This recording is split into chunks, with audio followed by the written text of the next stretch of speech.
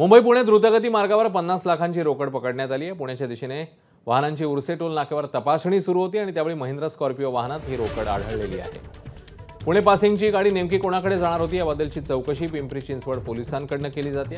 त्या पैशांची वाहतूक लोकसभा निवडणुकीच्या अनुषंगाने केली जात होती का, असेल तर कोणत्या पक्षाशी संबंधित रोकड होती, यामागे अन्य कोणतं कारण आहे याची चौकशी सुरू आहे। पिंपरी चिंचवड पोलिसांनी ही रोकड आयकर विभागाकडे दिली असून निवडणूक आयोगाला याबद्दल कळवण्यात आले।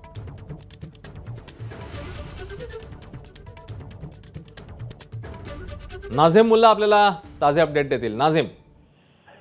अश्विन, लोकसभा निवडणुकांचं बिगुल वाजलेलं आहे आणि या लोकसभा निवडणुकांमध्ये अनेकदा आपण बघितले घोडे बाजार जो आहे तो मोठ्या प्रमाणात होत असतो आणि याच अनुषंगाने निवडणूक आयोगाकडून एक पोलिसांचं पथक जे आहे ते ठिकठिकाणी तैनात केलेलं असतं, नाकेबंदी लावण्यात आलेली असते। त्याच अनुषंगाने पुणे मुंबई द्रुतगती महामार्गाच्या उर्से टोल नाक्यावरती नाकेबंदी होती आणि सायंकाळी 6च्या सुमारास मुंबईहून पुण्याच्या दिशेनं MH12 ची एक गाडी जी आहे ती स्कॉर्पिओ होती, तिची तपासणी करण्यात आली। त्यावेळेला 50 लाखांची रोकड यामध्ये सापडलेली आहे।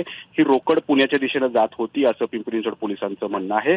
नेमकी ही रोकड कोणत्या पक्षाशी संबंधित आहे, असेल तर कोणत्या उमेदवाराशी संबंधित आहे की अन्य कोणत्या कारणाची आहे, याबाबतची सगळी चौकशी आता पिंपरी चिंचवड पोलिसांकडून सुरू आहे।